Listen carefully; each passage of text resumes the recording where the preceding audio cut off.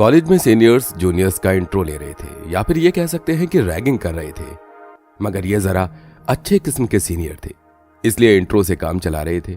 एक नौजवान जब अपना इंट्रो देने के लिए खड़ा हुआ तो उसने अपने बारे में बताते हुए अपनी फ्यूचर प्लानिंग के बारे में भी बताया कि मैं जब 25 साल का हो जाऊंगा तो मैं विधायक बन जाऊंगा। इतना ही नहीं, उसने एक साथ लगभग 60 से ज्यादा हथियारों के बारे में बता दिया, उन हथियारों के इस्तेमाल के बारे में भी बता दिया। इतना सुनते ही सीनियर्स के भी कान खड़े हो गए, क्योंकि जनरली कॉलेज में फर्स्ट ईयर के किसी स्टूडेंट से ऐसे जवाब की उम्मीद नहीं थी। आगे चलकर उसके बारे में यह बात भी फेमस हुई कि वो तो मरकर भी जिंदा हो गया।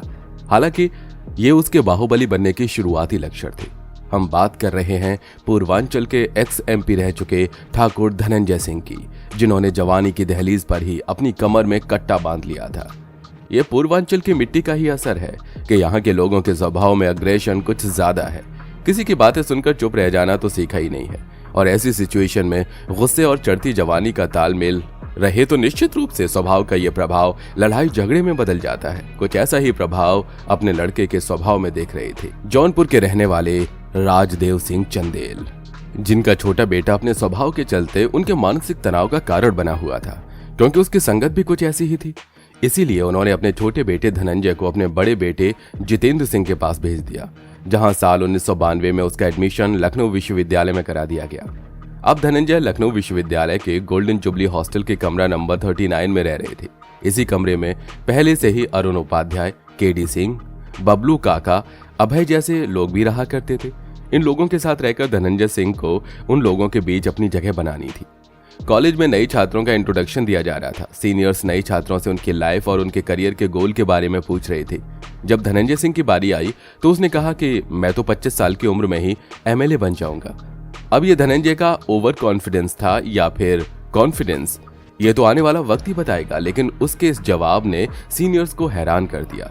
इतना ही नहीं, धनंजय ने अपने सीनियर्स को 60 अलग अलग हथियारों के बारे में जानकारी दी।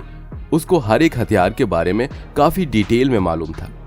अपने फ्यूचर के बारे में धनंजय सिंह का इस तरह का क्लियर माइंडसेट और कॉन्फिडेंस वाकई में जबरदस्त कॉम्बिनेशन था। ये देखकर हॉल में तालियां बजने लगी। अरुण उपाध्याय ने कहा कि गोल्डन जुबली हॉस्टल का सितारा आ गया है। यूनिवर्सिटी के छात्र संघ चुनाव की बात आई तो धनंजय सिंह से चुनाव लड़ने के लिए कहा गया, तो उसने दो टूक ये कहकर मना कर दिया कि वो जीवन में कोई भी छोटा मोटा चुनाव नहीं लड़ेगा। यही वो समय था जब धनंजय सिंह को अभय सिंह जैसे छात्र नेताओं का न केवल साथ मिला, बल्कि उनका ये गुट पक्के दोस्तों की दोस्ती में बदल गया।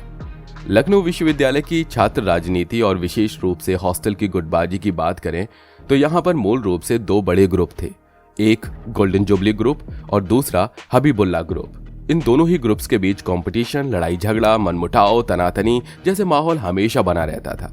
इसके पीछे कारण था कि हॉस्टल के सबसे दबंग और पॉलिटिकल एम्बिशियस स्टूडेंट यहीं रहा करते थे। हबीबुल्ला ग्रुप में अनिल सिंह, वीरू, धर्मेंद्र सिंह जैसे लड़के रहा करते थे। जब भी इन दोनों गुट के बीच में मारपीट होती थी तो अक्सर हबीबुल्ला ग्रुप भारी पड़ जाता था और गोल्डन जुबली ग्रुप को मार खानी पड़ती थी। इस तरह हॉस्टल में रहने और वहां के लड़ाई झगड़े वाले हालात हबीबुल्ला ग्रुप से बार बार की हार धनंजय सिंह को परेशान कर रही थी। ये घटना 1993 के सितंबर महीने की है, जब हबीबुल्ला ग्रुप और गोल्डन जुबली ग्रुप के बीच मारपीट हो गई थी। दरअसल हुआ यूं था कि हबीबुल्ला ग्रुप को गोल्डन जुबली ग्रुप का एक लड़का मिल गया था, जिसकी उन्होंने जबरदस्त पिटाई कर दी। ये बात जब धनंजय सिंह को पता चली तो अपने लड़कों को लेकर हबीबुल्ला ग्रुप के ठिकाने पर जाने लगा। रास्ते में उन्हें हबीबुल्ला ग्रुप का धर्मेंद्र सिंह मिला, जिसे धनंजय सिंह और उसके साथियों ने बुरी तरह पीटा। इतना ही नहीं, वहां पर हवाई फायरिंग भी की गई। इसके बाद हथियार धर्मेंद्र सिंह के शरीर से सटाकर उसे धमकी दी गई कि आज के बाद अगर गोल्डन जुबली ग्रुप के किसी भी लड़के के साथ लड़ाई की तो अगली बार ये गोलियां सीने में उतारी जाएंगी। इस घटना के बाद धनंजय की दहशत पूरे हॉस्टल में फैल गई और धनंजय ने भी इन हालातों का पूरा फायदा उठाया। उसने अपना एक गुट बनाया और कमरा नंबर 39 से अवैध वसूली का सिलसिला शुरू कर दिया। अब दूसरे छात्रों की समस्याओं का समाधान करने के लिए धनंजय ने बाकायदा अपना दरबार लगाना शुरू कर दिया। इसके दरबार में लोग आने लगे, अपनी समस्याएं सुनाने लगे और धनंजय उनकी समस्याओं का निपटारा करने लगा।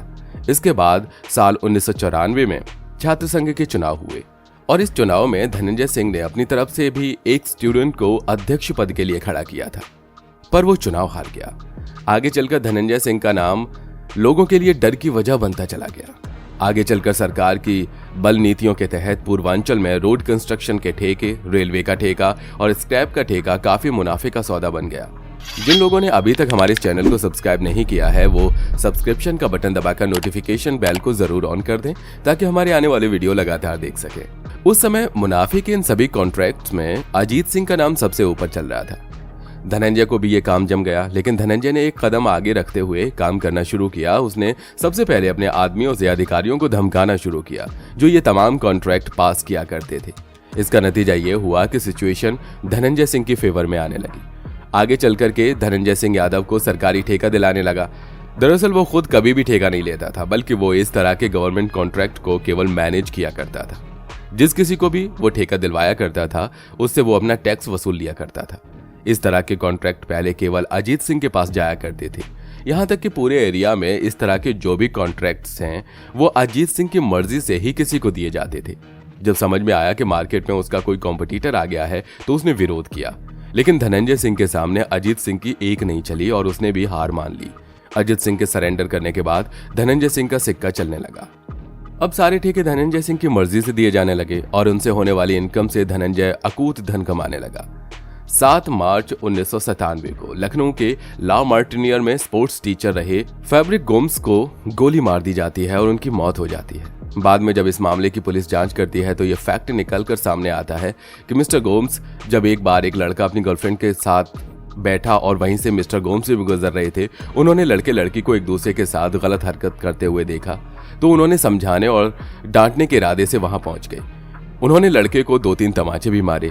लड़के ने उस वक्त तो कुछ नहीं कहा, लेकिन बाद में उसने मिस्टर बोम को सुपारी दे दी और एक सुपारी किलर ने ही मिस्टर गोम्स को गोली मारकर मौत के घाट उतार दिया। सुपारी किलर ने कुल 18 राउंड फायर किए जिसमें से 9 राउंड मिस्टर गोम्स को लगे। इस पूरे हत्याकांड में धनंजय सिंह का भी नाम सामने आया, यहाँ तक कि उसे जेल में भी जाना पड़ा और सालों तक जेल की सलाखों के पीछे रहना पड़ा। इसके बाद 19 जुलाई 1997 में भी सुबह सुबह लखनऊ के इंदिरा नगर सी चौराहे पर एक इंजीनियर गोपाल शरण श्रीवास्तव की गोली मारकर हत्या कर दी गई। दरअसल मिस्टर श्रीवास्तव सुबह के 10:30 बजे अपने घर से निकले थे। उसी समय तो 2 बाइक सवार आए। उन्होंने श्रीवास्तव को ओवरटेक किया और गोली मार दी। फिल्मी स्टाइल में हुए इस हत्याकांड ने एरिया में सनसनी फैला दी। इस मामले में भी धनंजय सिंह का नाम आया। इसके बाद धनंजय सिंह फरार हो गए। तत्कालीन मुख्यमंत्री मायावती इस हत्याकांड से काफी नाराज थीं। उन्होंने उत्तर प्रदेश के चुने हुए पुलिस अफसरों की कई टीम बनाई ताकि धनंजय सिंह को गिरफ्तार किया जा सके।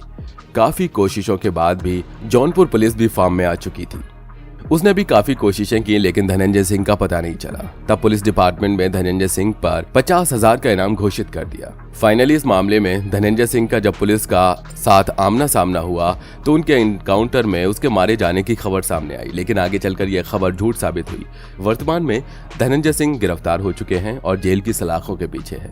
तो ये थी पूर्वांचल के एक और बाहुबली धनंजय सिंह की पूरी कहानी। उम्मीद करते हैं वीडियो पसंद आया होगा। इसे लाइक करके अपने दोस्तों के साथ शेयर जरूर कीजिएगा। जय हिंद, जय भारत, वंदे मातरम।